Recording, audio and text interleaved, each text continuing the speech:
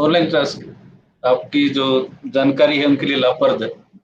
हाँ जी सर, कई लोग मैसेज करते हैं फोन पे, thank you everybody, if I can do something, if I can contribute in your lives और in your education, I'll feel very happy. It's इस always matter of a great privilege that if you can, contribute to teach somebody's, and in return, if you get just thanks now, that's very good thing.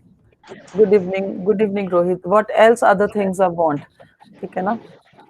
Teachers are start. always there to guide. Okay. Good afternoon. Good evening, everybody. So today we are going to start with, the next chapter, and which is again for community health only and nutrition, but it's little bit kind of like what factors influencing the community health. Yesterday we have discussed, day before yesterday we discussed the community and community in general, like the, if you really want to understand about the community nutrition, so to understand the community nutrition is a prerequisite. So yesterday we have discussed community health or community nutrition with perspective of the health. Now, next thing which comes into a scene, like factor influencing community health and nutrition. Okay, this is not a new thing. This is also quite familiar thing. Like when we were discussing like community nutrition along with the health or the effect on the health, and how the community nutrition affects the health. So now we have actually already बीच में ना, जैसे we have discussed about the factors influencing, like सबसे पहले क्या हो गया, determinants. अब हम आते हैं determinants, आप इनको एक नाम दे सकते हैं, that's given in your chapter, like factors influencing like major determinants. जो factors हैं जो influence कर रहे हैं community health को, ठीक है, और community nutrition को, obviously community nutrition को कर रहे हैं, तो in return they are influencing the community health. So major factors or major determinants or the factor influencing, everything is the same thing. Okay, we'll discuss. अच्छा, अब आप अगर आप सोचो तो क्या होगा, ठीक है, सबसे पहले सिंपल सी एक बात है, अगर कोई पर्सन, ठीक है हेल्दी है, जैसे हमने कल डिस्कस किया, वो हेल्दी है, जैसे मैंने आपको बताया कि फिजिकल हेल्थ हम उसकी किसी की भी देख सकते हैं कि ही और she is looking very good physically, ठीक है, तो ठीक है, और एब्सेंस ऑफ फीवर है, एब्सेंस ऑफ एनी डिजीज है, then also she is, but little bit क्या था कि स्ट्रेस स्ट्रेन्स मेंटल हेल्थ को डिस्टर्ब करती हैं, so we can not say that every person is feeling mentally fully satisfied, and satisfied है तो फिर मेंटल हेल्थ नहीं है, अगर फुली सेटिस्फाइड है then only we can say that he और she is possessing the good mental health. उसी तरह से स्पिरिचुअल था, ठीक है.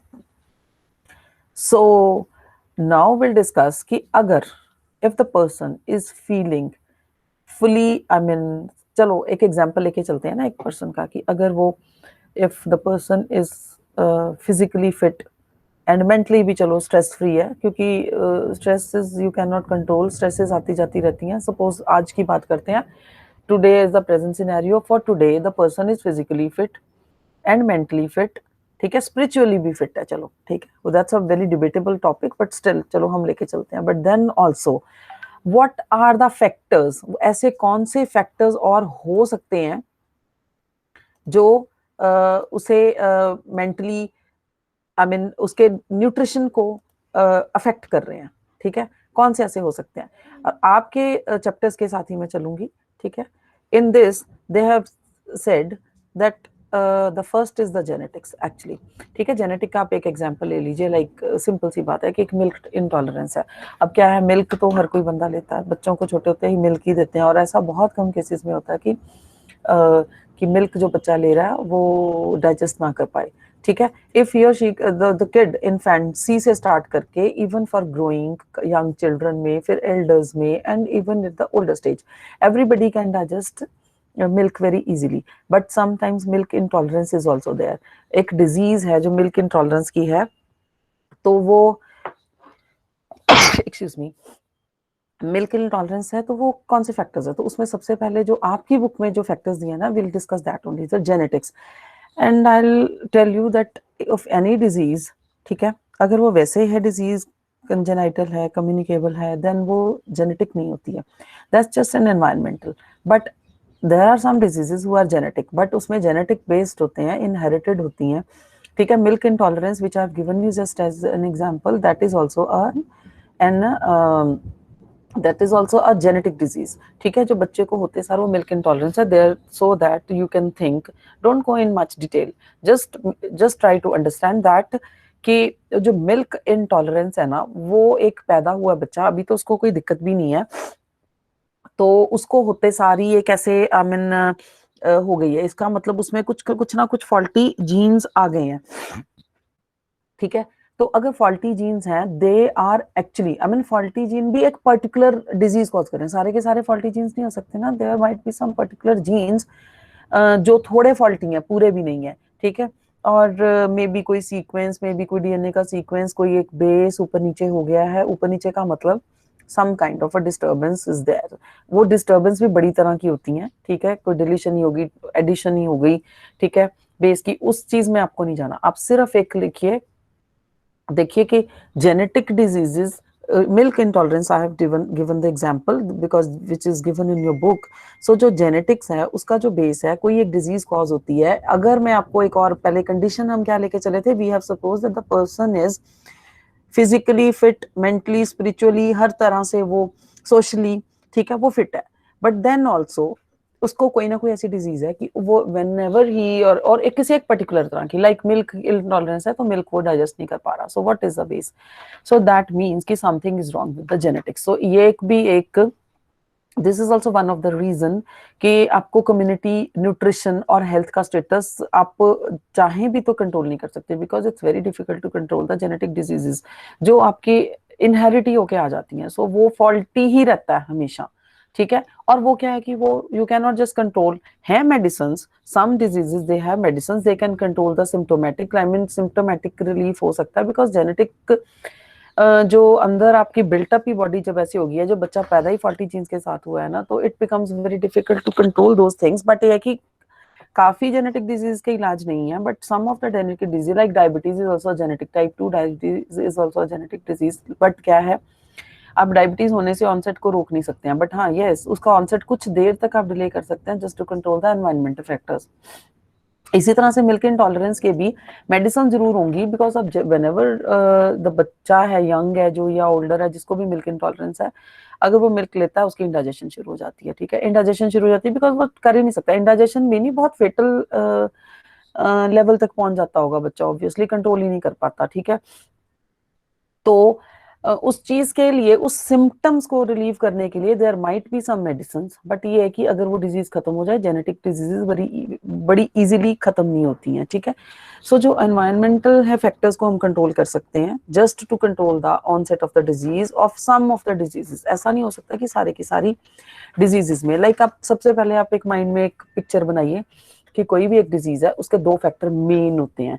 एक होता है जेनेटिक, एक होता है एनवायरनमेंट. एंड जेनेटिक का मतलब होता है कि जब आप पेरेंट्स जैसे लगते हैं ना, हमेशा whosoever have read the science और जेनेटिक्स पढ़ा, उनके लिए बड़ा इजी है देखना कि जब पेरेंट्स दोनों मदर एंड फादर के और पिछली जनरेशन के भी कुछ ना कुछ कैरेक्टर्स उनमें आते हैं. ठीक है, और सब तरह के आते हैं, यानी कि फिजिकल अपीयरेंस ही होता है, वो बैड एंड गुड फैक्टर सब साथ में लेके आते हैं. अगर कोई फेयर था, गोल्डन हेयर थे या ब्लू आईज थी, सपोज अगर हम इन चीजों को फिजिकली गुड मानते हैं कि गुड लुकिंग है, क्योंकि इनके जो फैमिलीज हैं, आपके ग्रैंड पेरेंट्स हैं या पेरेंट्स हैं, वो दे वर गुड लुकिंग, सो बच्चे भी गुड लुकिंग होंगे. It's not, but if some bad factors are also there, I mean their parents, they carried the genes for some uh, disease. ठीक है, चाहे वो रेयर हो या कॉमन हो, जैसे कॉमन तो डायबिटीज एंड सीएचडी बनी चुकी हैं. ठीक है, सम रेयर काइंड ऑफ, जैसे milk intolerance, this is rare disease. ठीक है, कोई ऑटोइम्यून डिजीजेस हैं, they are also genetic based, so वो भी रेयर होती हैं, बट समटाइम्स होती हैं. रेयर का मतलब ये है कि कुछ कम लोगों को होती हैं. ठीक है, तो वो भी तो साथ में आती हैं. अगर फीचर्स गुड लुकिंग आए हैं पेरेंट्स की तरह, तो जब जीन्स में अगर कोई फॉल्टी में कोई डिजीज थी फैमिली में, तो वो भी साथ में आती है. सो बट एक और चीज है, फिर एनवायरनमेंट कहाँ से आया? जीन्स तो आ गई, जीन्स. अब कुछ डिजीज है, मतलब like you take an example of the diabetes. तो डायबिटीज में क्या होगा कि अगर आपकी कुछ मतलब डायबिटीज में अगर आपका ऑनसेट है, ठीक है, अब ऑनसेट है कि कोई अगर फॉल्टी जीन आ भी गया है तो उसका एनवायरमेंटल फैक्टर्स लाइक अब ऑनसेट कब होगा, जब बंदा ओबीज हो, क्योंकि फैक्टर्स जेनेटिक तो उसके में है ही है, ठीक है। अब अगर वो थोड़ा मोटा हो जाएगा, ठीक है, अब एज फैक्टर भी आएगी, 30+ होना शुरू हो जाएगा, 35 जब एज आ जाएगी, क्योंकि यंग में इतनी जल्दी नहीं होता, ठीक है, इसका है ही है थोड़ा सा लेट ऑनसेट मिडिल एज में आके, जब वो 35 क्रॉस करेगा और वो ओबीज है, ठीक है, और उसका सीडेंटरी लाइफस्टाइल है, फिजिकल एक्टिविटी बहुत कम है, मेंटल स्ट्रेसेस बहुत हैं, और शुगर इनटेक बहुत है, लिपिड प्रोफाइल बहुत है, तो वो सारे उसके सारे ऐसे एनवायरमेंटल फैक्टर उसने बनाए हुए हैं कि ऑलरेडी जो जीन्स है अंदर वो उनका जो एक्सप्रेशन आ जाएगा, डायबिटीज के जीन से डायबिटीज नहीं थी, ठीक है, तो एनवायरमेंट ऐसा रखा तो उसका ऑनसेट हो जाएगा। तो मैं ये भी नहीं, आई डोंट प्रॉमिस या मैं I don't say this thing that कि अगर वो 35 ईयर्स का था, मे बी आप पूछो कि 50 पे जाके नहीं होगी, so this can not be given as a guarantee that जो पर्सन है उसको 50 साल पे जाके नहीं होगी। ऑब्वियसली आप उस ऑनसेट को थोड़ा डिले कर सकते हो, जस्ट कि आपको पता है कि अपनी फैमिली में डायबिटीज है, कोरोनरी आर्टरी और any kind of a disease है, तो उसके रिलेटेड जो भी, अब डायबिटीज का एग्जांपल लोगे तो हर पर्सन को ये देखना चाहिए, जो जिसकी फैमिली में है उसको पता है कि जीन्स में है, ऑनसेट होगा ही होगा, तो उसको हमेशा एक्सरसाइज करनी चाहिए, अपना बॉडी प्रोफाइल ठीक रखना चाहिए, ओबेसिटी नहीं होनी चाहिए, मीठा खाना कम करना चाहिए, घी तेल की चीजें, स्ट्रेस कम रहनी चाहिए ताकि वो कम देर तक हो, और काफी लोगों को 60 ईयर्स तक नहीं होती है अगर वो अपने environmental factors, I told you in the beginning that every disease has like genetic diseases जो भी हैं, ठीक है, उसमें जेनेटिक्स एंड एनवायरमेंटल फैक्टर है, तो जेनेटिक्स तो है ही है, जीन्स तो you are already carrying, so environmental factors को if you get controlled those environmental factors, जो आपको ऑलरेडी पता है कि इस तरह करने से जेनेटिक डिजीज का ऑनसेट हो जाएगा, सो आप कंट्रोल कर सकते हो उसको, तो ऑनसेट डिले कर सकते हो, ठीक है। सो यही दो चीजें हैं जो मेजरली इसमें बताई हैं। दूसरा ये होता है कि आपकी हेल्थ सर्विसेज होती हैं, वो तो हेल्थ सर्विसेज तब मैटर करती हैं when you get sick actually, ठीक है, तब आप हेल्थ सर्विसेज के पास जाते हो and even you don't get good services, आपके आसपास नहीं थी सर्विसेज, और थी भी मिल नहीं पाई, डॉक्टर की अवेलेबिलिटी नहीं थी, वट एवर, हेल्थ सर्विसेज में सारी चीजें आ जाती हैं, गुड हॉस्पिटल नहीं था, गुड हॉस्पिटल था, अगर डॉक्टर नहीं था, डॉक्टर था, डॉक्टर ने अच्छे से प्रिस्क्राइब किया, अच्छे से नहीं किया, साइकोलॉजिकली आपको सेटिस्फाई किया, नहीं किया, फिर उसने जो मेडिसिन प्रिस्क्राइब की वो टाइमली मिली या नहीं मिली, कैसी थी या जो भी था, मतलब आप एंडलेस रीजंस इसमें दे सकते हो हेल्थ सर्विसेज में, ठीक है। और अगर आपको टाइमली डॉक्टर भी मिल गया, हेल्थ सर्विसेज भी पास में थी, डॉक्टर भी मिल गया, ठीक है, तो उसने दवाई भी दे दी, दवाई टाइम पे मिल भी गई आपको, दवाई ने असर भी कर दिया, तो दैट मीन्स कि आप जल्दी से क्योर हो जाओगे, ठीक है। सो एक पर्सनल हेल्थ बिहेवियर, दूसरी बात वही पर्सनल हेल्थ बिहेवियर अब किस में आ गया, एनवायरनमेंट में, क्योंकि जेनेटिक्स है, एनवायरमेंटल फैक्टर्स करने हैं कंट्रोल, तो पर्सनल हेल्थ बिहेवियर जो है वो भी उसी में आ गया कि जो एनवायरमेंटल फैक्टर्स को कंट्रोल करता है। द फॉलोइंग मॉडल, अब नीचे ना एक में आपकी बुक में है, you just I mean you can see if you have books, otherwise afterwards you can see, इसमें ना सेंटर में दिखाया हुआ है, देखो, सोशल एंड इकोनॉमिक, ठीक है, ये दो फैक्टर्स होते हैं सोशल एंड इकोनॉमिक, जिसमें एक एज एंड स्टेटस, ठीक है, social status, economic status plus age, इन चीजों का, और अगर आपकी डिजीज है जेनेटिक, अब एक तरफ से आओ, देखो, एक तो है मेल फीमेल, वो भी रिलेटेड होती हैं, कुछ सेक्स रिलेटेड डिजीजेस होती हैं, लाइक जो फीमेल्स को ही होंगी, आई मीन जो जेनेट जीन्स हैं वो सिर्फ फीमेल्स को ही ट्रांसफर होंगे, ठीक है, सेक्स लिंक्ड है तो, या फिर वो मेल रिलेटेड ही होंगे, ठीक है, दो चीजें, मतलब कि जेनेटिक फैक्टर जब ट्रांसफर होते हैं या तो वो जीन्स मेल को जाएंगे या फीमेल को जाएंगे, ठीक है, ये हो गया सेक्स का डिस्क्रिप्शन। दूसरा, अगर उसके मेटाबॉलिक डिसऑर्डर्स भी हैं साथ में, ठीक है, तो sex plus metabolic disorders, genetics, genes, तीन फैक्टर आ गए। उसके बाद ऑक्यूपेशन कैसा है उसका, ये पता किस में आते हैं, ये ना राउंड दिया हुआ है, उसमें एक सबसे पहले आएगी एज, क्योंकि every genetic disease get expressed at particular age, and that too not controlling your environmental factors when you already know that you are carrying genes for that particular disease and you are not controlling the environmental factors, ठीक है, you are not controlling your physical exercise regime, and you are not controlling your dietary habits, you are not controlling your stress factors and all. ठीक है, sometimes it's not in your hand, obviously. Sometimes you cannot just control the stress factors, you don't get time for the physical exercise. This as actually has become the part of day-to-day life, because you have to have a stress and you don't get for a physical regime like the business persons और the job profile is such. ठीक है, ये सारी चीजें हैं, but वही तो बताया जाता है ना कि इसीलिए जो मॉडर्न एरा है इसमें ये diseases with much more aggression के साथ एक्सप्रेस होती हैं. This is the bad thing about this modern era. ठीक है, जो हमने वेस्टर्नाइजेशन और वेस्टर्न फूड एंड ऑल ये सब ले लिया है ना, इनका यही ऑनसेट है. बिकॉज एक चीज है जो हमारे हाथ में नहीं है, बट एक बाकी चीजें जो हमारे हाथ में है वो भी हाथ में होते हुए भी just for the shortage of time. ठीक है, या फिर क्या होता है कि when you are busy and you come home but you don't feel like going for the exercise and for going for the walk and all.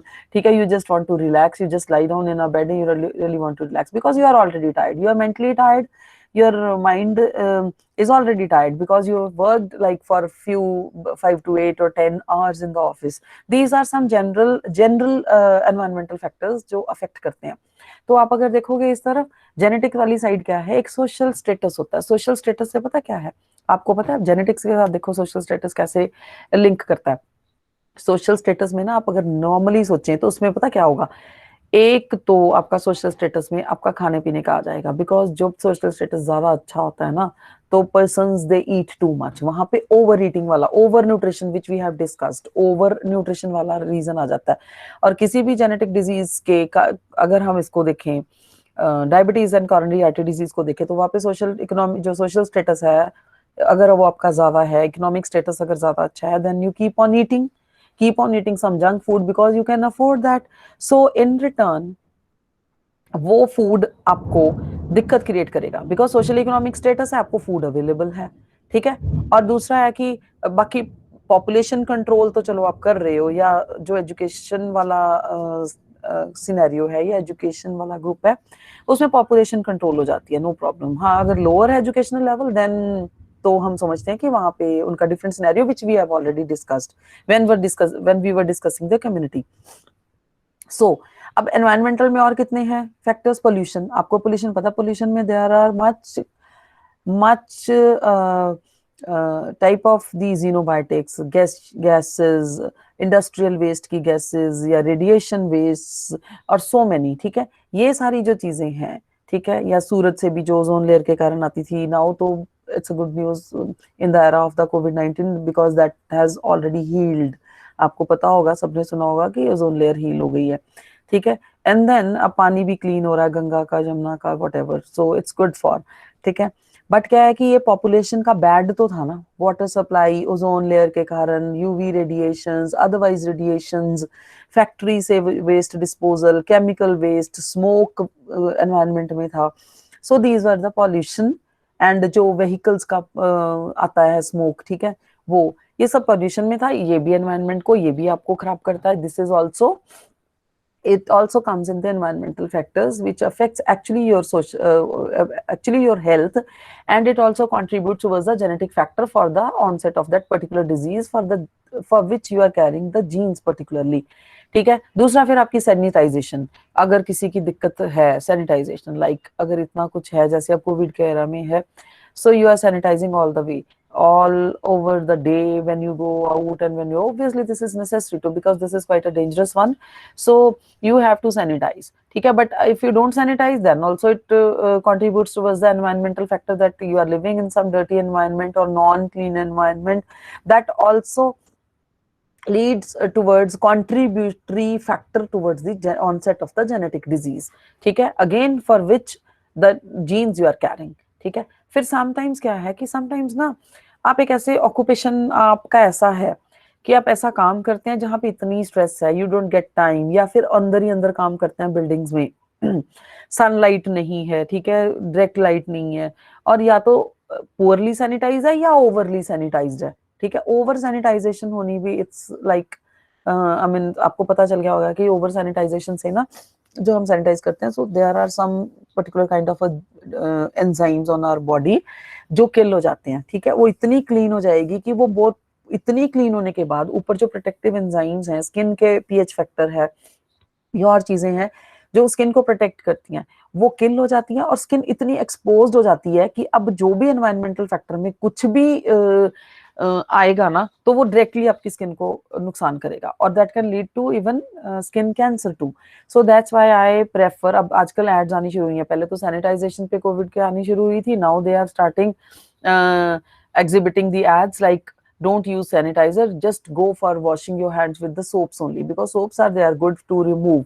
I mean जब तक आपने अपने हाथ वॉश नहीं किए हैं, you cannot touch your outer areas like जहां से invade कर जाए, because mind this, believe me, like I have also read some research papers of American doctor and all, Dr. Fahim and all, एक doctor Shahid Jameel हैं, उन्होंने बताया कि जब भी कोविड या कोई ऐसा virus when it enters into the cells ना, तो नोबडी कैन सेव यू, ठीक है। जब वो सेल के अंदर एंटर कर गया ना, तो आप कुछ नहीं कर सकते उसका, फिर वो अपना इफेक्ट दिखाएगा ही दिखाएगा, मल्टीप्लाई करेगा, आपके सिस्टम को डिस्टर्ब करेगा, फीवर होगा, सिम्टम्स आएंगे, देन फिर उसका एक इंक्यूबेशन टाइम खत्म हो जाएगा, फिर अगर आप जो भी मेडिसिन ले रहे हैं उसके इफेक्ट के बाद आएगा।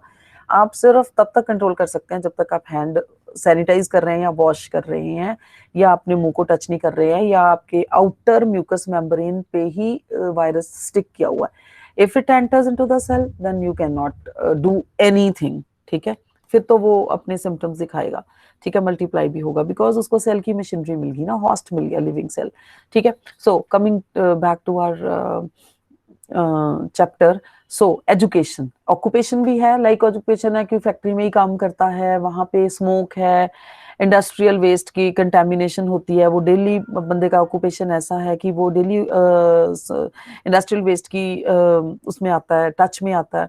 फिर एजुकेशनल सिस्टम पे भी डिपेंड करता है, एनवायरमेंटल फैक्टर में एजुकेशन बहुत मैटर करती है, obviously high educated person and low educated person, उनकी काउंसलिंग में बहुत फर्क होता है। इवन आई स्टार्ट काउंसलिंग ना, तो बहुत ही लो एजुकेटेड वाले, उसको जेनेटिक वर्ड समझाना बड़ा मुश्किल हो जाता है, फिर एनवायरनमेंट समझाना बड़ा मुश्किल हो जाता है, फिर ऑनसेट बताना मुश्किल हो जाता है, फिर वो एक्चुअली उनकी अपनी लाइफ में उनका स्टेटस, फिर ये सोशल जो स्टेटस है, इकोनॉमिक स्टेटस है, वो लो भी होता है, एजुकेशन कम है फिर वो भी लो होगा। सो ना तो उनके पास टाइम है, उनको वो खाने पीने की अरेंजमेंट करने में दिक्कत होती है, ना वो एजुकेटेड हैं, और टाइम भी नहीं है, because they are too busy to in earning, ठीक है। फिर उसको वो जो हमने फर्स्ट चैप्टर में वी हैव स्टडीड दैट, उनका फिर वो पॉपुलेशन कंट्रोल पे भी नहीं हेल्प करते हैं, जितने बच्चे हो गए उतनों में जेनेटिक आ गया, फिर वो और एग्जैजरेट करके ऑनसेट होता है किसी डिजीज का। So this I have explained this circle, cycle का एक तरफ कि जब जेनेटिक डिजीज है एंड द मेटाबॉलिक डिसऑर्डर्स हैं और सोशल इकोनॉमिक है, फिर occupation, education, environmental factors like pollution, sanitization, availability of the food and population control, और आपका सोशल एंड इकोनॉमिक स्टेटस जो भी है, ठीक है। If we want to control that, तो जेनेटिक फैक्टर्स इन सबको कंट्रोल करेंगे, only then we can not contribute towards the genetic disease to get onset, ठीक है। एंड दूसरा, अब आ गई दूसरी तरफ हेल्थ सर्विसेज, ठीक है। अब एक तो हो गया कि आपका, फिर ये भी डिपेंड करता है जो सोशली इकोनॉमिकली स्टेबल हैं लोग या गुड है जिनका status, so they can afford the good health services. गरीब है, लोअर है, वो डिस्पेंसरी में जाता है, वहां पे पॉपुलेशन ज्यादा होने की वजह से उसका नंबर नहीं आता, जब तक उसको इमरजेंसी सर्विसेज अवेलेबल नहीं हो पाती या टाइमली नहीं हो पाती, ठीक है, because of the population also, it's all over, क्योंकि वो प्राइवेट सर्विसेज नहीं अफोर्ड कर सकता। This is actually we are discussing the social and economic status, ठीक है। एज का फैक्टर तो इसलिए आया बिकॉज जेनेटिक डिजीज है, उसमें एज का फैक्टर इसलिए आता है कि ऑलवेज एज के ऑनसेट के साथ ही जेनेटिक डिजीज का ऑनसेट होता है, ठीक है। तो अब हेल्थ सर्विसेज की बात आई, फिर हेल्थ सर्विसेज अगर अवेलेबिलिटी नहीं है, उसके वेरियस रीजंस मैं आपको बता चुकी हूँ, सोशली इकोनॉमिकली है उनको तो हेल्थ सर्विसेज, पैसे के साथ तो सब कुछ अवेलेबल है, ठीक है। तो फिर उसके क्या कॉन्सिक्वेंसेज होते हैं, बैड होंगे ऑब्वियसली, जिसको हेल्थ सर्विसेज टाइम पे नहीं मिली और जिसको मिली है उसके लिए ठीक हो जाएगा, मतलब टाइमली क्योर हो जाएगी, या टाइमली उसको बचा लिया जाएगा, या टाइमली उसकी जो बैड कंडीशन हुई है उसको, या इमरजेंसी कंडीशन है उसको बचा लिया जाएगा, ठीक है। तो इसमें दूसरी सारी चीजें आती हैं कि अगर ये सब इंटर रिलेटेड है, लाइक अब अवेलेबिलिटी ऑफ द फूड है, या तो वो कंट्रोल करें, डाइट पे आ जाएं, ठीक है, डाइट में आ जाएं, अपना बिहेवियर ठीक रखें। अब बिहेवियर किस चीज का मतलब है, आपका सोशल, ये उसमें भी आ जाता है, सोशल हेल्थ में भी आ जाता है, मेंटल हेल्थ में भी आ जाता है, which ultimately affects your physical health. तो बिहेवियर में क्या होगा, उसमें अगर social health and mental health को भी करना है, physical regime, exercise and hygiene, तो उससे भी आप अपनी स्ट्रेस को रिलीव कर सकते हो, ठीक है, फिजिकल फिटनेस कर सकते हो। फिर दूसरी बात होती है कि कुछ ऐसी डिजीजेस होती हैं उनके लिए इम्यूनाइजेशन इज अवेलेबल, ठीक है, सबका नहीं इलाज आता, अब जैसे कोविड का भी नहीं है, they are already, every doctor and of every country is looking for the immunization like vaccination for Covid. जब आ जाएगा देन ये फाइन हो जाएगी, कोविड कुछ भी नहीं रहेगा जब आपके पास मेडिसिन है। ये तब तक है जब तक मेडिसिन नहीं है, जब इम्यूनाइजेशन आ जाएगी और इम्यूनाइजेशन यूटिलाइज भी हो, उसकी यूटिलाइजेशन भी हो, अगर इम्यूनाइजेशन है एंड किसी के पास किसी हेल्थ सेंटर में पहुंच ही नहीं रही है और वहां लोग बीमार होकर पहुंचे हैं for particular kind of a disease, I am not taking the example of the Covid, of any disease, like they have reached some health centre, ठीक है फॉर हेल्थ सर्विसेज, सो वहां पे इम्यूनाइजेशन वगैरह सब अवेलेबल ही नहीं है। अगर अवेलेबल थी तो उनकी यूटिलाइजेशन हो ही नहीं रही है, बिकॉज उनके पास नहीं पहुंची है। अगर किसी डिजीज का इलाज कहीं भी अवेलेबल है बट वो आपके पास नहीं पहुंचा, या आपकी सिटी में या आपकी कम्युनिटी में नहीं है, then also it's mere wastage for you, ठीक है।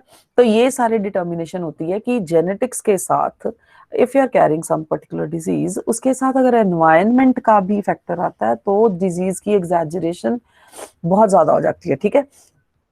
तो यही मैंने मिल्क टॉलरेंस का, इनटॉलरेंस का लिया था कि ये एक ऐसा ट्रेट है। और भी बहुत सारी डिजीजेस इसमें दी हुई हैं, बहुत सारी डिजीजें जो जेनेटिक बेस्ड होती हैं। आप सिंपल लेके चलिए कि कोई भी ऐसी डिजीज जो जेनेटिक है उसका ऑनसेट जब होना है वो एनवायरमेंटल फैक्टर की कंट्रीब्यूशन से ही होना है।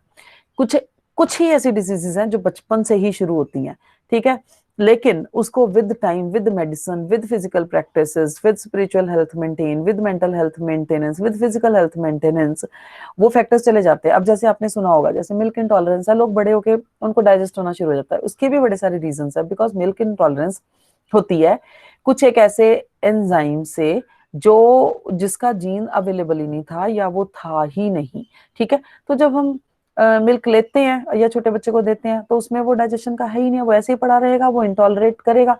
लेकिन क्या है कि जैसे जैसे बच्चा बड़ा होता है ना, उसमें कुछ काइंड ऑफ इम्यूनिटी डेवलप होती है। मैं ये नहीं कहती कि वो मिल्क इंटॉलरेंस के लिए डेवलप हो जाएगी, बट सम अदर एंजाइम्स जो साइड पे हेल्प करेंगे। सपोज आपके घर में कुछ अवेलेबल नहीं है तो अड़ोसी पड़ोसी भी तो कुछ दे जाते हैं ना, you can get something for the neighbours, कि काम चल जाएगा, ठीक है। तो इसी तरह से होता है कि विद ग्रोथ, अगर अपने घर में कुछ नहीं है, if the person, if the body is not possessing something, तो कुछ और एंजाइम्स, कुछ और इम्यूनिटी, कुछ और फैक्टर्स आपकी बॉडी में विद ग्रोथ, जब बच्चा बड़ा होता है तो डेवलप हो जाते हैं, जो 100% नहीं तो कुछ हद तक, to some extent, they are helpful to digest the milk. This is one of the example, ठीक है।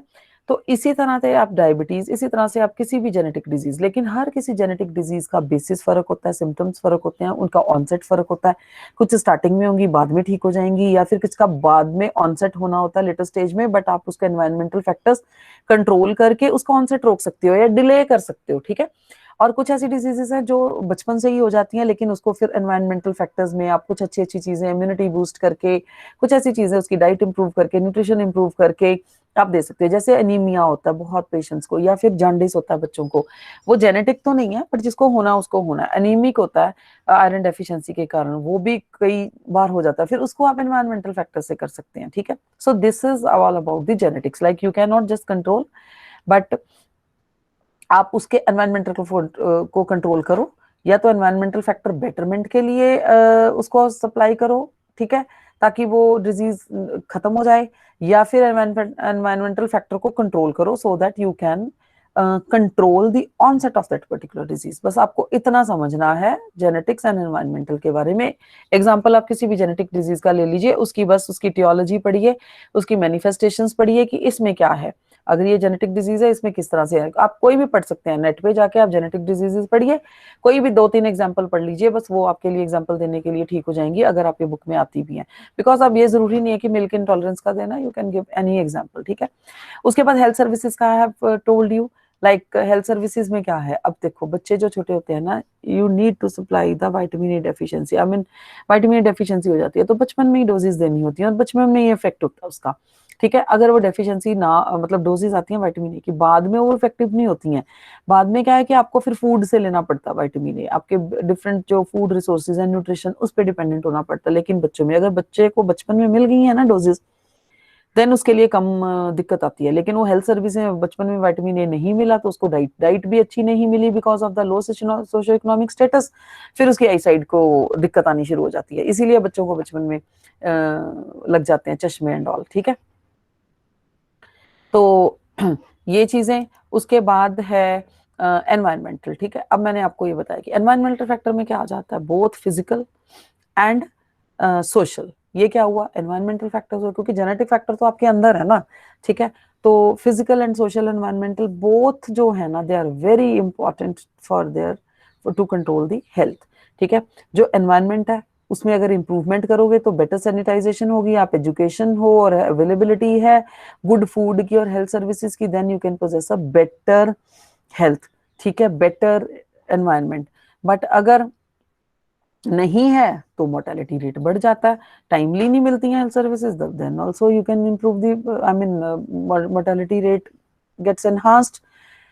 अब दूसरा, अब एक और फैक्टर है पर्सनल हेल्थ बिहेवियर। पर्सनल में तो पर्सनल को है, उसमें सब कुछ, अब पर्सनल, जब पर्सनल वर्ड आ गया ना, then you have to concentrate on the personal only. Like आपको अपना देखना है, अपनी फैमिली में देखना है कौन सी जेनेटिक डिजीजेज आ रही है, because diabetes is very common one, so CHD is very common one, other तो वैसे रेयर होती हैं, ठीक है। आप इन दो डिजीजेस के बारे में भी पढ़ेंगे ना, तो फिर क्या होता है कि आप पर्सनली देख रहे हो मेरी फैमिली में है, फिर देखिए आपकी एज कितनी हो गई है, ठीक है। फिर आप देखिए आप अपना, आपका स्टाइल क्या है, ठीक है। फिर आप क्या करोगे कि एक स्टाइल क्या है, फिजिकल, ठीक है, स्टाइल, फिजिकल एक्टिविटी का स्टाइल। फिर आपके डाइटरी पैटर्न्स का स्टाइल क्या है, क्या खाते हैं आप, ठीक है। फिर लिपिड प्रोफाइल क्या है, फिर जंक फूड कैसे खाते हैं, मतलब ये सारा न्यूट्रिशन में आ गया, एक फिजिकल हेल्थ में आ गया, एक न्यूट्रिशनल स्टेटस में आ गया, ठीक है। और दूसरा आपका मेंटल स्टेटस देखिए कि आपको कितनी स्ट्रेस रहती है, आपकी जॉब प्रोफाइल कैसे हैं। So try to control, I mean काफी चीजें हैं which you can not just control, you are living with some persons, you cannot live with those persons, you are working somewhere, you cannot deny to talking to that persons, ठीक है। persons को तो change किया नहीं जा सकता, ठीक है, वो जो करेंगे वो करेंगे, बट ये है कि just try to be strong internally, don't take those tensions to your, ठीक है, just try to control, ठीक है, be strong so that you can, I mean personal की बात हो रही है ना, तो इसलिए personally एक तो आप अपना फिजिकल रिजीम देखिए, दूसरा डाइटरी रिजीम देखिए, दूसरा make internally your self stronger so that you can fight with your stress conditions और अपनी मेंटल को बैलेंस रखें। और स्पिरिचुअली तो बहुत डिबेटेबल है, if you want to you can meditate और something because that's very positive thing, ठीक है। वो आपको एक मेंटल हेल्थ को इम्प्रूव करने में बहुत बहुत बहुत आपकी हेल्प करती है, ठीक है ना, मेंटल हेल्थ को इम्प्रूव करने में। सो ये पर्सनल है, सो दैट आप अपनी एज को देख के चलिए। और फिर पता क्या है, अगर आपको डायबिटीज है ना, तो go on checking for the fasting blood sugar sometimes बीच बीच में, तो आपको पता चल जाएगा कि ओके ऑनसेट नहीं है, आप अपने लेवल्स को थोड़ा लो रखिए, मीठा कम खाइए, इस तरह से। ये होता है पर्सनल, अपनी आप क्या होता है adoption of the undesirable health habits, जो आपका एक पॉइंट है, एक इसमें सारी की सारी आ जाती हैं, ठीक है। adoption of the undesirable health habits. अब if you take the example of the diabetes again, so undesirable कौन सी होगी कि आप एक तो आपकी फैमिली में you are carrying genes of that particular disease, ठीक है। तो आप दूसरा आपकी एज भी इतनी 35 से अबव हो चुकी है, तीसरा आप मीठा खाने से नहीं हट रहे, दूसरा चौथा आप कोई एक्सरसाइज भी नहीं कर रहे हैं, पांचवा आप पे स्ट्रेस कंडीशंस भी बहुत हैं, ठीक है, अपने लिए टाइम नहीं है, फिर आप कोई मेडिटेशन नहीं, कुछ नहीं, कोई फिजिकल एक्सरसाइज रिजीम नहीं, और वेट पुट ऑन हो ही जा रहा है, तो मानिए कभी भी आपको ऑनसेट ऑफ द डायबिटीज हो सकता है, ठीक है। और क्या होता है कि स्टार्टिंग में ऑनसेट होता है तो एकदम से डायबिटीज के लेवल बहुत नहीं बढ़ते, आई मीन थोड़े थोड़े थोड़े थोड़े इंक्रीज होंगे, फिर जब 2-4 साल, कई बार तो लोगों को 2-2, 3-3 साल पता भी नहीं चलता है, बिकॉज वो लेवल इतने ज्यादा नहीं होते, फिर ड्रास्टिकली, और वो चेक भी नहीं करते, ठीक है। गो on checking, keep on checking your, ठीक है, अपनी अपनी पर्सनल। दूसरा होता है rejection of health care and non compliance. ये भी है कि रिजेक्शन ऑफ हेल्थ केयर, लोग चाहते ही नहीं है कि नहीं नहीं कुछ नहीं होगा, उसको हुई है कुछ नहीं होगा, होगा तो क्या होगा, ठीक है, ये जो एक एटीट्यूड है ना टुवर्ड्स योर हेल्थ, ये पर्सनल की बात कर रही हूँ मैं, सिर्फ इंडिविजुअल की बात कर रही हूँ। ठीक है, ये एक एटीट्यूड है ना, ये बहुत बैड एटीट्यूड होता है कि हो ही नहीं सकता। You should always think. अब कोविड में भी तो यही है कि लोग सोचते हैं हमें हो नहीं सकता, ठीक है। और जो जेनेटिक डिजीज है उसमें तो यार, उसमें तो मैं ये कहना चाहती हूँ कि डिजीज तो आपको हो चुकी है, उसका सिर्फ ऑनसेट बाकी है। ठीक है, disease is with in your self, सिर्फ और सिर्फ उसका एक ऑनसेट बाकी है। जो आपकी ये जो अनडिजायरेबल हेल्थ हैबिट्स है ना, अगर वो आप अडॉप्टेड ही रहोगे ना, ठीक है, उनको अडॉप्ट करके रखोगे, देन ऑनसेट शायद हो भी चुका होता है कुछ लोगों को। ठीक है, और बिकॉज वो इतनी अर्ली स्टेज पे होता है, so you always everybody knows that early stages पे टू चेक द डिजीज कि कितनी है, कितनी एग्रेसिव, या आपको अंदर कितना नुकसान कर चुकी है, वो इतना इजी नहीं होता। That can not be I mean checked. ठीक है, वो तभी पता चलता है जब ड्रास्टिकली एग्जैजरेटेड आपका बहुत नुकसान हो चुका होता है इंटरनली, फिर उस वक्त कंट्रोल करना भी डिफिकल्ट हो जाता है। ठीक है, जस्ट ट्राई टू, अगर किसी की फैमिली में किसी भी तरह की जेनेटिक डिजीजेस हैं, this is not a matter of I mean डरने की नहीं है। अब मैं आपको I just give you one example of the everybody have heard about actually my research work is always is on actually on genetic diseases. So I always, when I deliver the lecture on the genetic disease, I always give the example of the Angelina Jolie. Everybody must know the Angelina Jolie. उसने double वेस्क्टोमी करवाई, ठीक है ना, she get removed her breasts because what, and because she was living उसका social economic status good था, health services available थी, and moreover she was living in one developed country, and तो वो अवेयर भी थी। ठीक है, और वहां पे क्या होता है, डॉक्टर्स ना थोड़ी थोड़ी देर बाद आपकी काउंसलिंग होती है, because India is little bit developing, I mean poor country है, थोड़ा डेवलपिंग कह सकते हैं। Poor is such a negative, सारे तो पुअर नहीं है ना। ठीक है, हेल्थ सर्विसेज हैं पर कुछ लोगों को बिल्कुल नहीं मिलती है, बट जिसका सोशो इकोनॉमिक स्टेटस है वो ले लेता है सर्विसेज जाके।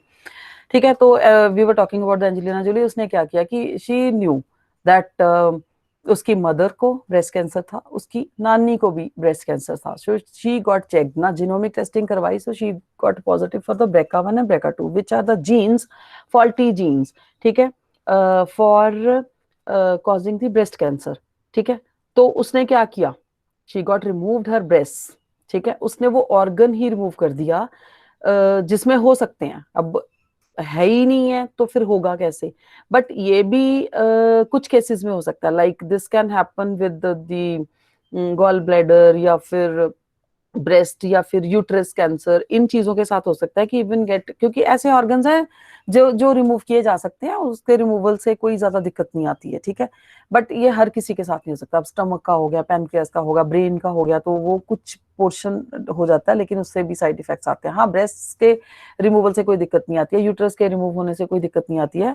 ठीक है, हाँ, मदर नहीं बन सकती है, कोई भी फीमेल, अगर ऐसा है, अगर वो ऑलरेडी बन चुकी है देन तो कोई प्रॉब्लम नहीं है। ठीक है, रिमूवल ऑफ द, फिर 1 साल के बाद उसने क्या किया, because uterus and breast they are interrelated, जो ये जीन्स हैं ये फॉल्टी होते हैं, फिर इसके ऑर्गन्स को करना पड़ता है। अगर उसने ब्रेस्ट रिमूव करवाई तो इमीडिएटली यूट्रस रिमूव नहीं होता, when you have to give some time, like you got removed her breast, उसकी ब्रेस्ट रिमूव की 1 साल के या more than 1 year, little bit more than 1 year, she got removed her uterus too. So क्यों, ठीक है, ये इसलिए because she was literate and she was giving attention to her personal. ठीक है, और उसने अपनी फैमिली हिस्ट्री भी देखी एंड उसने कंसल्ट किया, हेल्थ सर्विसेज मिली उसको, सो शी गॉट रिमूव्ड। अब क्या है, यूट्रस नहीं है, ब्रेस्ट विदाउट ब्रेस्ट है, but she is healthy, she is living healthy, she could live longer. ठीक है ना, उसने अपने आप को बचा लिया। अब समटाइम्स ना when I give the lecture on this, so कुछ लोगों को ये चीज पसंद नहीं आती कि क्यों पहले से ही, क्यों ये वो, वही तो मैं कह रही हूँ, rejection of the health care and non compliance में ये वर्ड आता है। ऐसे लोग पूछते हैं कि नहीं, इससे तो पहले ही स्ट्रेस रहेगी, इससे तो पहले ही स्ट्रेस होनी शुरू हो जाएगी। No, just take it positively. अगर नहीं रहेगी फिर भी तो, जब बीमारी हो जाएगी फिर भी तो क्योर नहीं हो पाएगी ना। अगर आप पहले से, if you are little bit careful and you take precautions, you take measurement to prevent that disease, that onset of that genetic disease, then you can live longer. अब है तो है, इस चीज के साथ आपको, I mean, you really wanted to live. I have given you the example of the Angelina Jolie, so she did, and she set an example for whole of the world that you should be a little bit precautious about your health and if the genetic diseases are occurring in your family, so you should check for that and be alert for that.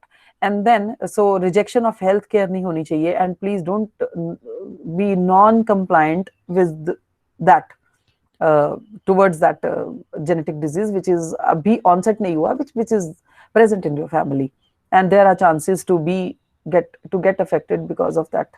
ठीक है, तो indirectly creation of high risk environment. फिर अब दूसरी बात ये वही तो कि जेनेटिक तो है ही है, और इनडायरेक्टली डायरेक्टली तो चलो हम नहीं करते, बट समटाइम्स ना डायरेक्टली आप सपोज अपनी पर्सनल हेल्थ के लिए you are very very much in careful, but sometimes क्या है कि इनडायरेक्टली नहीं आपको पता। अब आप क्या है, जैसे आप स्मोक का एग्जांपल लीजिए, यू डोंट स्मोक बट आप ऐसे लोगों में रहते हैं जो स्मोक करते हैं, आपको पता है आपकी एक्टिव जो स्मोक होता है वो तो नुकसान करता ही करता है, बट जो पैसिव स्मोकिंग होती है वो भी, पैसिव स्मोकिंग में होती है कि आप नहीं कर रहे हैं बट आपके आसपास होते हैं, बट आपको स्मोक तो आप इनहेल कर रहे हैं ना, बिकॉज दैट्स एन एनवायरनमेंट, आपके आसपास के लोग तो हट नहीं रहे। सो इस तरह का, this is an example I have given of the smoking. इस तरह की बहुत ऐसी चीजें हो सकती हैं जो आप नहीं कर रहे हो, ठीक है, आप अपने लिए बहुत केयरफुल हो, बट अदरवाइज लोग नहीं कर रहे हैं। अब सपोज आप अपनी आसपास अपनी मेंटल हेल्थ को ठीक रखते हैं, बट आपके आसपास लोग हैं जो आपको पोक करते रहते हैं,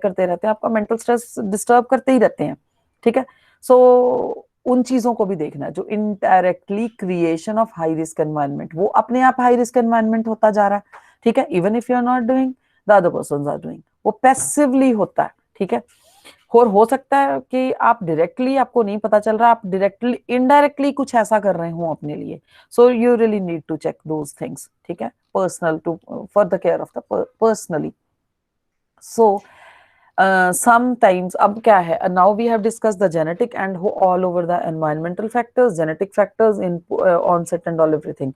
Now we are coming to specific determinants of the food behavior. अब हम सिर्फ क्या है कि environment में हमने बहुत सारे behaviors discuss कर लिए, ठीक है, socio economic and pollution, health services and personal behavior, non compliance and population, pollution, education system सब डिस्कस कर लिया, ठीक है, फूड भी बीच में किया कि डाइटरी हैबिट्स भी, ठीक है।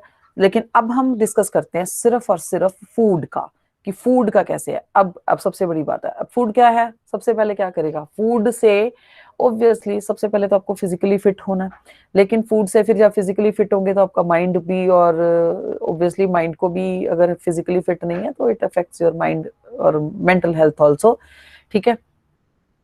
तो दूसरी बात, अगर आप फिजिकली फिट होना चाहते हैं तो सबसे पहले क्या है कि आपको फूड की अवेलेबिलिटी होनी चाहिए।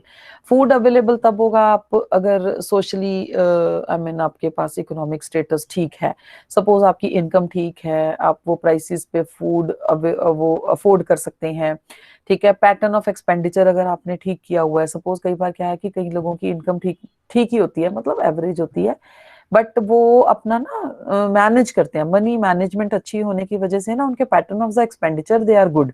तो लोग क्या करते हैं कि लोग सोचते हैं ओ हो कि ये तो बहुत अमीर है, अमीरों की तरह खाना कर रहा है, ऐसा कुछ नहीं होता। मनी अगर एवरेज लोग हैं, अगर वो मैनेज करते हैं ना, money management is also one of the बहुत इंपॉर्टेंट चीज है फैमिलीज में। सो आप अपना सिस्टम और अच्छा स्टेटस भी आप दिखा सकते हो मैनेज करके मनी को, ठीक है। तो इनकम जो भी है आपकी, उसके अकॉर्डिंगली पैटर्न ऑफ एक्सपेंडिचर आपने मैनेज कर लिए हैं। दूसरा, प्राइसेस जो है, सपोज आप कुछ भी चीज लेने जाते हैं, you just take it from the sales, ठीक है, सेल में से आप लेंगे और वही चीज आप फुल प्राइसेस पे नहीं लेते हैं। This is also called the money management, actually I do, you can also do, ठीक है। तो प्राइसेस मैनेजमेंट करते हैं तो आप इकोनॉमिकली अपने आप को ठीक रख पाते हैं, ठीक है। समटाइम्स यू गो, आपका एक पता होना चाहिए अंदर से कि हमने मनी कैसे, इसको मनी मैनेजमेंट, ठीक है। तो उसमें क्या है कि इकोनॉमिकली अगर आप होते हैं ना, तो दूसरा क्या है कि आपकी साइकोलॉजिकल वैल्यूज भी ठीक रहती है, बिकॉज क्या होता है कि आप अपना स्टेटस ना आप अपना ठीक ठाक रखते हो, आपको पता है कि आप बहुत अमीर तो नहीं होने वाले, but if you are possessing already the average and आपके पैटर्न ऑफ एक्सपेंडिचर ठीक है, प्राइसेस आप ठीक पे लेते हो चीजें, और कुछ चीजें ले लेते हो, कुछ नहीं ले लेते हो, कुछ बजट बाद के लिए रख लेते हो, इस तरह से मनी मैनेज होती है, ठीक है, तो आपका साइकोलॉजिकली भी ना आप थोड़ा सा बैलेंस्ड एंड स्टेबल हो जाते हो, तो उस तरह से आपको अपना स्टेटस भी ठीक लगता है। ठीक है, और आपकी कहीं ना कहीं आपकी इमोशनल नीड्स भी पूरी होती रहती हैं just because of managing your economical status. Economical status के जो फैक्टर है वो कैसे हो सकता है मैंने बता दिया। दूसरी बात यह है कि आपकी एक्सेप्टेबिलिटी एंड अवेलेबिलिटी, दो चीजों की। और दूसरी बात यह है कि आप साइकोलॉजिकली इकोनॉमिकली अपने आप को ठीक रख रहे हो, मनी मैनेज ठीक कर रहे हो, इमोशनल नीड्स भी आप ठीक रख रहे हो। ठीक है, जैसे भी मैनेज कर रहे हो। और अगर मैनेज नहीं भी करना पड़ रहा, आपका ऑलरेडी इकोनॉमिक स्टेटस ठीक है, देन ऑल्सो फिर दूसरी बात ये आ जाती है कि अब आप अगर आप मनी मैनेज करके भी आपके पास मनी है, you want some things, and अगर आपका इकोनॉमिक स्टेटस वैसे ही अच्छा है एंड आप फिर से कोई चीजें अफोर्ड कर सकते हैं, तो वो डिपेंड करता है कि उसकी फिर अवेलेबिलिटी है, आपके पास पैसे हैं and that thing is not available, then फिर आप क्या करोगे। Physically availability, social and cultural availability और रिलीजियस, और दूसरा फिर फैक्टर ये भी आ जाता है कि रिलीजियसली कई बार क्या है कि हमने वो जो बैड फेथ पाले हुए हैं ना माइंड में, जैसे किसी फीड के साथ, yesterday we were discussing like religiously food को नहीं खाना, खाना है, आई have given you the example of the first milk of the female, उस तरह की साथ में वो भी एक्सेप्टेबिलिटी है। ठीक है, और दूसरी बात है कि आप पर्सनली भी कुछ अवेलेबिलिटी है और प्रेफरेंसेस किन चीजों को देते हो। ठीक है, तो ये सारी चीजें, पर्सनल अवेलेबिलिटी एंड प्रेफरेंसेस, फिर एक्सेप्टेबिलिटी, फिर रिलीजियस के कारण फिर एक्सेप्टेबिलिटी, सोशल एंड कल्चरल है उसमें अवेलेबिलिटी, और फिजिकली भी आप प्रेजेंट हो, फिजिकली आपको अवेलेबिलिटी है और एक्सेप्टेबिलिटी है। दूसरा फिर आपका इकोनॉमिक स्टेटस आ गया। तीसरा आप साइकोलॉजिकली भी रेडी हैं। ठीक है, इमोशनली भी आपको उस चीज की जरूरत है।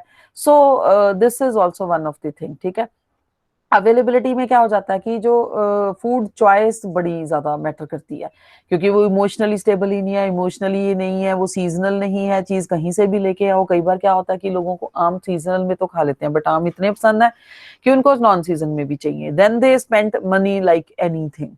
ठीक है, कि मुझे आम कहीं से भी चाहिए, वो एक आम खाने के लिए इतनी मनी स्पेंड करेंगे। ठीक है, ऑब्वियसली करनी पड़ेगी नॉन सीजनल, एंड दूसरी बात ये होती है कि नॉन सीजनल आम ठीक भी नहीं होता है, तो अल्टीमेटली वो आपकी हेल्थ को अफेक्ट करेगा। दूसरा होता है एक्सेप्टेबिलिटी। एक्सेप्टेबिलिटी जो है determinant of the food choice. ठीक है, फूड चॉइस है। अब आपको मैंने कह दिया कि लोग घिया सब्जी दाल नहीं खाते हैं, ठीक है, तो जबकि वो बहुत इफेक्टिव है। ठीक है, नहीं खाएंगे, नहीं एक्सेप्ट करते, नहीं खाना है। ठीक है, बस फिर उसके बेनिफिट नहीं मिलते हैं, जबकि वो सीजन में है, सीजनल है, गुड प्रेपरेशन भी है, एवरीथिंग इज देयर, सो उससे भी दिक्कत आती है। अब सोशली भी बड़ी सारी चीजें हैं, जैसे फूड का like status of the family member, like हम तो घिया नहीं खाएंगे, स्टेटस है घिया, तो मतलब सम इकोनॉमिकली जो गुड स्टेटस वाले हैं वो कहेंगे ये खाना है, they'll always prefer like pizzas, like non-vegetarians and paneer and all, like हमेशा हाई एनर्जिक फूड भी और जंक फूड भी गुड नहीं होता है सिंपली। ठीक है, आपको मिक्स एंड मैच करके खाना चाहिए। Sometimes you can have just one dal, थोड़ी सी ग्रीन वेजिटेबल सीजनल, और दही, कर्ड, सैलड, फुल्का, थोड़े से राइस, इस तरह से चीजें खाइए। हमेशा रोज रोज पनीर है, हाई स्टेटस, ठीक है, वो वाली चीजें भी इफेक्ट करती हैं। उससे क्या होगा कि हाई एनर्जिक फूड है और फिजिकल एक्सरसाइज भी कम है अगर, तो वो वल्नरेबल हो गया ना वो person to get a disease. ठीक है, हाई एनर्जिक। ठीक है, दूसरी बात, अच्छा अगर फिजिकल स्टेटस फिजिकली एक्टिव है, बहुत एक्टिव है, स्ट्रेनस एक्सरसाइज करता है, then it could be saved, but otherwise दिक्कत आ जाएगी ऑनसेट का, अगर हम जेनेटिक डिजीजेस और उनका सबका पढ़ रहे हैं, एनवायरमेंटल फैक्टर्स पढ़ रहे हैं।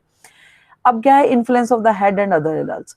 इसमें क्या है कि एक तो होता है कि head and other family members जो होते हैं ना, ठीक है, डायरेक्टली और इनडायरेक्टली जो इन्फ्लुएंस करते हैं dietary patterns, like housewife force to cook foods of his और हर चॉइस, लाइक वो क्या करते हैं कि समटाइम्स क्या है कि कोई फैमिली मेंबर ही जो फीमेल्स कुक कर रही हैं घर में फूड, उसको प्रेशराइज करेगा कि नहीं इस तरह का फूड और यही फूड बनना चाहिए तो हम खाएंगे, नहीं तो नहीं। समटाइम्स क्या है कि हाउसवाइफ्स खुद ही कहेंगी इस तरह से बनाया यही टेस्ट है, इस तरह से खाओ ना। वो चेंज हो रही है ना दोनों चेंज हो रहे हैं।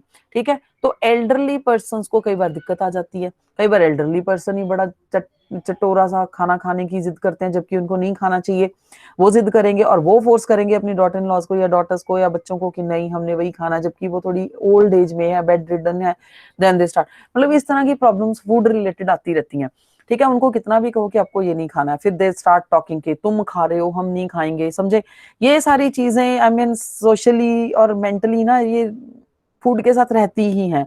समटाइम्स क्या है कि कुछ फीमेल्स हैं, वो फीमेल्स हैं जाके पीसीओडी की प्रॉब्लम आ जाती है, पीसीओ से आती है जो पॉलिसिस्टिक ओवरी सिंड्रोम है, क्योंकि आजकल की जो यंग फीमेल्स हैं they just dependent upon the junk food, ठीक है, दे don't eat the healthy food, like mother का बनाया हुआ दाल सब्जी है, बैलेंस है, दही दूध, वो सब नहीं, पिज्जा ला दो, जंक फूड ला दो, पैटीज ला दो, कुछ भी ला दो, मैदा बेस्ड सारी चीजें खाएंगी, जो फ्लोर है, जो ऑल पर्पस फ्लोर है, जो यूज किया जाता है बहुत सारी चीजों में, so it can lead to, यही है कि वो डाइटरी फिजिकल पैटर्न फिर नहीं है, सारा दिन फोन पे या इंडोर उनकी जॉब्स हैं, स्ट्रेसफुल बनाया हुआ है, या फिर करियर की रिलेटेड है, सारा दिन बैठ के पढ़ना पढ़ना पढ़ना, फिजिकल एक्सरसाइज जीरो, ऊपर से जंक फूड की कुछ ऐसा खाना है।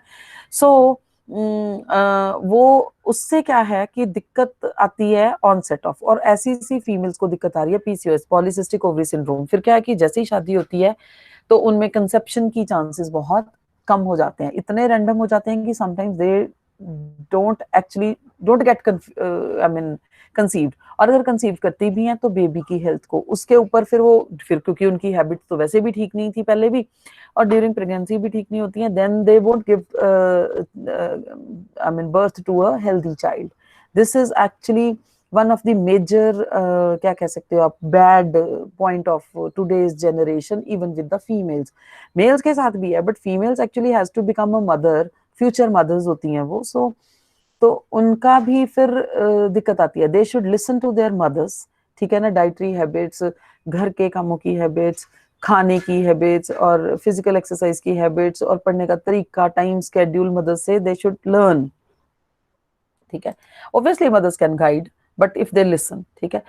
एंड ऐसी कुछ ऐसी चीजें, influence of the religious culture, वही फिर से कि ये करना है, नहीं करना है, ये हमारे रिलीजन में नहीं है, ये हमारे रिलीजन में नहीं है, what I have given you the example of the mother's milk, जो स्टार्टिंग वाला फर्स्ट मिल्क है वो भी नहीं पीना है, ठीक है, तो इस तरह की चीजें ये सारी भी इससे रिलेटेड होती है, ठीक है।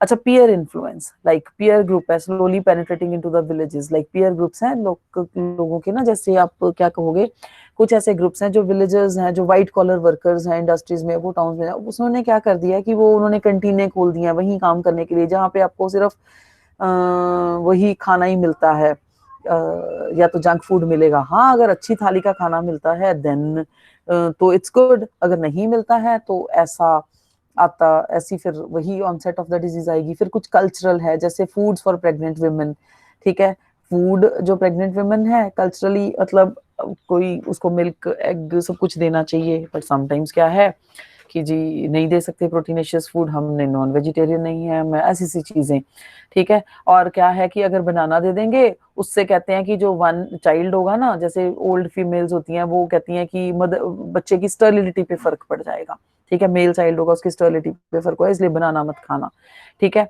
एंड एनिमल ओरिजिन के जैसे मिल्क है वो एसेंशियल होते हैं उसके लिए, फीमेल के लिए ड्यूरिंग द प्रेगनेंसी ऑब्वियसली, ठीक है, एनिमल ओरिजिन के जो होते हैं वो, और उसमें बिलीफ आ जाता है कि जो फिटस है वो बड़ा हो जाएगा, उसकी ग्रोथ ज्यादा हो जाएगी, तो आपको जब डिलीवरी होगी तो मदर को आई मीन ड्यूरिंग लेबर उसको दिक्कत आएगी, कि बर्थ देने में दिक्कत आएगी। अब eggs, jaggery and papaya are considered hot foods for, ठीक है, जो फॉरबिडन किए जाते हैं for fear of the abortion, obviously, कि पपाया नहीं खाना, जैगरी नहीं खानी, एग्स नहीं खाने, अबॉर्शन हो सकता है, बच्चा नहीं, मतलब इस तरह की बहुत सारी चीजें हैं।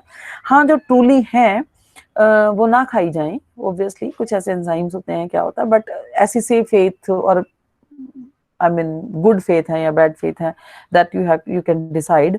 सो बट इस तरह के फेथ्स हैं जो होते हैं और अफेक्ट करते हैं प्रेग्नेंट वुमेन की। अब जो है foods during the infancy and childhood, अब क्या है कि जैसे बच्चा पैदा हुआ उसको कौन से खाना देना, और चाइल्डहुड के ब्रेस्ट मिल्क का जो मैं I am giving you again and again the same example, like equally unequal उसका फूड है, लाइक ब्रेस्ट मिल्क जो होता है, जो फर्स्ट मिल्क होता है, बट ये बहुत ही आई मीन न्यूट्रिशनल वैल्यू से भरा हुआ होता है, with good amount of the antibodies होते हैं, सो वैल्यूड होता है ये बहुत ही इन्फेंट के लिए, after even immediately after the birth, ठीक है। तो बट ये क्या है कि और काफी देर तक ऑब्वियसली देना चाहिए, जैसे इसका नाम होता है कोलेस्ट्रम, ठीक है, वो येलो लिक्विड होता है, वो ऊज करता है, that Uz is out between the 24 to 48 hours after the delivery. एक ही एग्जांपल आप लेके चलो, वो कोलेस्ट्रम वो इन्फेंट के लिए अच्छा होता है, बट समटाइम्स उसको वेस्ट किया जाता है कि भी नहीं, नहीं देना, ठीक है। तो और उसको पता क्या देना शुरू कर देते हैं स्टार्टिंग में ही, थोड़ा सा हनी चटा देंगे, थोड़ा सा शुगर वाटर दे देंगे, दैट्स एक्चुअली बैड, ठीक है। तो वो जो देना चाहिए वो देंगे नहीं, ये फालतू की चीजें देनी शुरू कर देते हैं। सो यू कैन थिंक कि how bad these things can be and how bad these practices can be. And food जो एडोलेसेंस में देने चाहिए, ठीक है, उनको खाने के लिए जैगरी एंड को मतलब जैसी भी चीजें हैं, लाइक कुछ ऐसी चीजें हैं, कईयों को ना स्प्लीन ऑफ गोट, आपकी बुक में दी हुई एग्जांपल, वो देंगे कि secondary sexual characters like moustaches boys में ना डेवलपमेंट ऑफ ब्रेस्ट, ऐसी चीजें करने के लिए लोग देते हैं, ठीक है, एडोलेसेंस में। So these are actually bad practices, don't go into that. We should see that अगर आप प्रोटीनेशियस और बैलेंस डाइट देते हैं, उसमें सब कुछ है, तो आपको दिक्कत नहीं आएगी, ठीक है। तो वो नॉर्मल होती है सबकी ग्रोथ। तो concept of the hot and cold, sometimes ना हम ऐसे क्या करते हैं, बहुत सारी ऐसी चीजें हैं कि अदरक गर्म होता है, मैंगो गर्म होते हैं, मेज है या बेसन नहीं खाना है वो गर्म होता है, या सिट्रस चीजें हैं वो नहीं खानी है, गर्म ठंडे का कंसेप्ट होता है, जबकि एलोपैथिक में बिल्कुल भी नहीं होता है, ठीक है ना। तो वो चीजें हम कई बार गर्मी करने के लिए देते हैं कि इस कंडीशन में गर्म चीजें दो और इस कंडीशन में ठंडी चीजें दो, आंवला ठंडा कंसिडर होता है, ऐसी चीजें। Obviously I too no, I also follow sometimes, like अदरक वाली चाय दो, गर्म होती है, तो ये सब चीजें हैं। और दूसरी बात ये होती है कि जो गर्म चीजें ज्यादा गाइस खाते हैं ना, तो फिर कहेंगे कि आपकी स्किन पे लीजन्स हो जाएंगे, आपको जॉन्डिस हो जाएगा, आपको डायरिया हो जाएगा, उसको गर्म चीजें नहीं पचती, उसको ठंडी चीजें नहीं पचती, इस तरह की प्रैक्टिसेस, ठीक है। तो food and combined foods, like कुछ ऐसे एग्जाम्पल्स होते हैं, लाइक फूड कॉम्बिनेशंस हैं जो बहुत बेनिफिशियल माने जाते हैं, साइकोलॉजिकल फैक्टर्स हैं, लाइक एग्जाम्पल जिसका है कि कुकिंग फिश विद मिल्क, ठीक है, या स्पिनच के साथ एग्स, ये नहीं खाने हैं। So you should really care for that, ठीक है। हाँ, कुछ ऐसी चीजें हैं जो नहीं कॉम्बिनेशंस, लाइक जिस फूड में कैल्शियम हो या पोटेशियम हो इकट्ठा ना लें, या कैल्शियम एंड आयरन वो इकट्ठा ना लें, ठीक है। तो इस तरह की चीजें हैं, तो आपको डिसाइड करना पड़ेगा, because I can not just comment on these things, because sometimes may be effective और may not be affected, may be कुछ होता है या नहीं होता। कई बार हम कहते हैं कि जाने लोगों की चीजें हैं वो सुन लेनी चाहिए, ठीक है। तो ऐसी भी चीजें हैं, ये सब फूड रिलेटेड है, ये सब फूड रिलेटेड है, कॉम्प्लिकेशंस हैं, सो मेनी टर्म्स, ठीक है। दूसरा अपना इकोनॉमिक स्टेटस है, उसके बारे में तो है ही है, वो तो फिर आपकी money management, we have discussed about economics and genetic and environmental everything, psychologically also we have discussed so much, and personal also we have discussed, ठीक है। तो एक सेंसरी फैक्टर्स होते हैं, फैक्टर्स लाइक उसमें क्या होते हैं कि एक तो हमारे सेंसरी फैक्टर्स, मतलब हमें ये चीज टेस्टी ही नहीं लगती। Good taste and bad taste का बहुत बड़ा इफेक्ट है। गुड टेस्ट प्रोड्यूसर्स जो होते हैं वो पॉजिटिव, वैसे तो क्या है कि जो गुड टेस्टर्स होते हैं, मुझे जो चीज अच्छी लगती है वो मेरे पे पॉजिटिव इफेक्ट करेगी, और जो मुझे चीज अच्छी नहीं लगती उसको मैं डिसलाइक करूंगी, और उसका इफेक्ट भी नहीं होता, बिकॉज वो मेंटली हम एक्सेप्ट ही नहीं कर पाते हैं वो चीज, because I don't like that thing. तो ये सेंसरी जो इफेक्टिव रिएक्शंस है ना हमारे, ये also that also affect the digestion of the food actually, ठीक है। रिजेक्शन है, बिटर है, टेस्ट है, we can not just, sometimes we take medicine like which are bitter in taste, which are not tasty, but we take them as it because we really need, ठीक है, we are sick so we have to take it.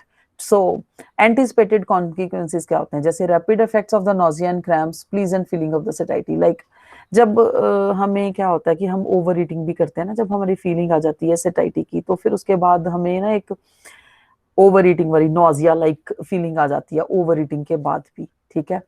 और मोर delayed effects होते हैं जो बिल्कुल बिल्कुल attitude towards the health value, like food vitamins and positive side of the potential carcinogenics on the negative side. So इस तरह की चीजें भी, ठीक है। They may be social such as expected change in the social status as the consequences of eating of a particular kind of a food. सो ये चीजें भी आती हैं कि यस हमने सोशल स्टेटस है, हमने दिखाना है कि हम यही खाते हैं, हम तो इसके नीचे की बात ही नहीं करते हैं। So this is also kind of a socially जो दिखाने का, दिखावे में भी हम काफी चीजें अपनी हेल्थ को खराब कर लेते हैं वो दिखाने के चक्कर में, ठीक है। सो आई हाँ जी। एंड क्या large number of the items जो हैं which are referred to as a inappropriate and considered inedible in culture refuse like grass, sand and wood, ठीक है। category of disgust which is strongly rejective, like disgusting items produce nausea and are produce unpleasant taste even though in most instances they have never been tested. Sometimes हमने बनाए हुए हैं ना कि हमने कुछ खा के भी नहीं देखा है, ये कुछ नहीं होता, हमने पहले ही माइंड में वी हैव एक्चुअली एक कुछ काइंड ऑफ फूड्स को हमने कैटेगराइज कर दिया कि डिस्गस्टिंग फूड्स हैं, और कुछ फूड्स को ये इनएप्रोप्रिएट फूड है, कुछ को अपनी सोशल स्टेटस से जोड़ लिया कि yes these are good foods and also, ठीक है। और एक क्या है कि this also negative affective response है टू देयर ओडर, लाइक कुछ चीजों की हमें स्मेल ही पसंद नहीं है, कुछ का हमें शक्ल ही पसंद नहीं है, कुछ की जैसे मेरे बच्चे हैं नाउ दे डोंट टेक बैंगन, ठीक है ना, ब्रिंजल, ब्रिंजल नो, घिया नो, पक्का ही है, नो ही है बस उनके लिए, ठीक है ना। इसकी शक्ल नहीं अच्छी, इसका कलर कैसा है, ये बनी अच्छी नहीं है, इसकी ऑर्डर ठीक नहीं आ रही है, इसमें ये क्या डाला है, ऑब्वियसली इसमें सुपर टमाटर नजर आ रहे हैं, but these are some kind of the stupid things which we actually एक कैटेगरी बना दी है जिसमें हमने ये सब चीजें डिस्गस्टिंग है, जबकि घी या दाल टमाटर ऊपर नजर आ रहे हैं, गार्निशिंग के लिए भी sometimes they are used, sometimes they eat, sometimes they don't eat. जब बाहर से कोई चीज आएगी then they eat like anything, but जब यहाँ से मिलेगी घर से, उसमें ये क्यों डाल दिया, वो क्यों डाल दिया, ठीक है। So these are kind of like acquisition of likes and dislikes of food. उसमें क्या है, ये एक्विजिशंस हैं लाइक्स एंड डिसलाइक्स की। People may avoid food because they have been told that it will make them sick, पहले ही कि ये मत खाना, गर्मी हो जाएगी, ये मत खाना, ये ठंडा हो जाएगा, ये इस फूड से ये हो जाएगा, इस फूड से ये हो जाएगा। खा के देखा नहीं है अभी, ठीक है, already. It would be highly desirable for the people from the public health point of view to like what is good for them and to dislike what is bad for them. I mean ये बहुत ही लोगों ने बना ही लिया कि yes हमें तो पता है ये खराब ही होता है, ये ठीक नहीं होता, ठीक है।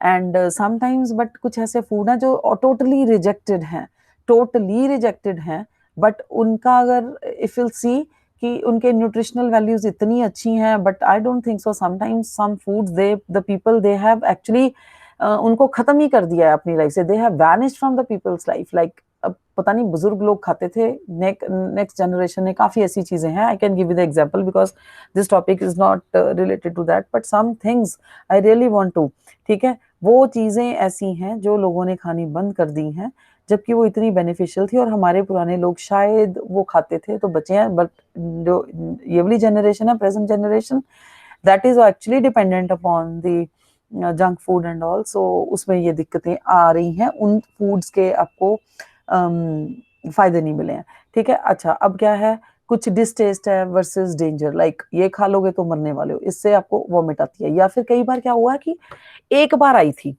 समटाइम उस वक्त पता नहीं कैसा सा सिचुएशन थी कि आपकी स्टमक का कैसा लेवल था कि आपने वो खाया था तो वॉमिट आ गई, वो पक्का ही जुड़ गया कि नो ये खाना मैं खाती हूँ तो मुझे वॉमिट आती है, वो एक बार जुड़ गया तो यार, and we never wanted to taste that thing ever, because वो सोशली और साइकोलॉजिकली इतना इम्पैक्ट इन्फ्लुएंस कर चुकी होती है, उतना इम्पैक्ट छोड़ चुकी होती है आपके माइंड पे। अब क्या है कि good taste versus beneficial, actually क्या है कि हमें क्या चाहिए, हमें हमेशा गुड टेस्ट प्रेफर नहीं करना है। समटाइम्स क्या है कि even the thing is not good in a good taste, but वो बेनिफिशियल बहुत है, so that you can make it like tasty. आप उसकी कुछ ऐसी प्रेपरेशन ऐसी बनाइए सो दैट उसका जो बेनिफिट है वो आपको मिले, आप उसको टेस्टी बना के खाइए। और उतनी टेस्टी अगर नहीं भी बनती then also you should try to have it so that you can have the benefit actually जो उसमें ब्लॉग्ड हैं, they should reach to you, ठीक है। अब दूसरी बात है कि डिस्गस्टिंग वर्सेस इनएप्रोप्रिएट आइटम्स, उसमें क्या है कि जो डिस्गस्टिंग आइटम्स हैं वो इनवेरिएबली एनिमल प्रोडक्ट्स होते हैं, appropriate items like most inorganic and minimal nutritive values, like characteristic facial expression, like देखते सार ही पहले ही खाया नहीं, टेस्ट नहीं किया, देखा यक लाइक फीलिंग, बच्चों में भी आती है, बड़ों में भी कई बार ऐसी आती है, ठीक है। तो including of the faces in that category, ठीक है। And disgusting items serve as the psychological contaminants, rendering otherwise good food undesirable by the slightest contact. Slightest contact है कि हम उसको पहले ही हमने खाया नहीं, कुछ नहीं किया, थोड़ा सा देखा, ढंग से देखा भी नहीं, टेस्ट नहीं करने की, उसके बेनिफिट्स नहीं देखे, बस देखते सार फेशियल एक्सप्रेशन एंड उसी से हमने उसको डिस्गस्टिंग फूड की कैटेगरी में डाल दिया कि yes this food is not beneficial and this is like disgusting, so we can not have this.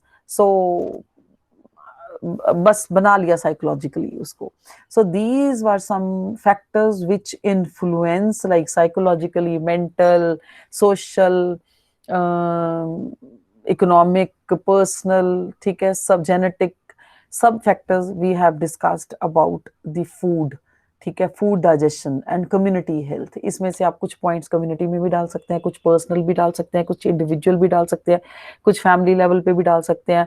जिस तरह से क्वेश्चन आएगा ना, आपको सारी चीजें अब क्लियर है, सो उसी तरह से आप आंसर बना सकते हो। जो कम्युनिटी में भी आते हैं वो कम्युनिटी में डाल सकते हो, ठीक है ना। जो ग्रुप ऑफ न्यूट्रिशन है, कम्युनिटी हेल्थ को डिस्कस करते हैं, ठीक है। वही ना, जो ग्रुप ग्रुप में चीजें हैं कि एक ने कह दिया, दूसरे ने मान लिया, पूरी कम्युनिटी उसी को फॉलो करने लगी, even without testing, even without seeing.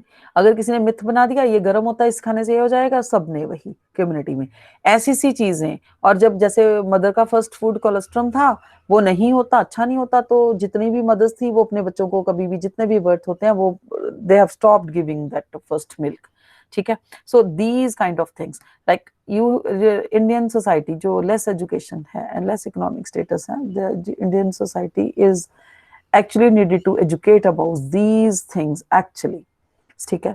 So here we finish with this chapter, tomorrow we'll continue with the other chapter. Thank you so much.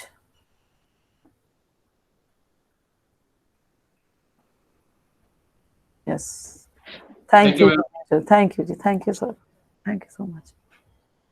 Thank you Jeevanjot, Diksha, Shikha, Harpreet, Dr. Dishant, thank you, thank you, thank you Deepti, Dishant, thank you ji.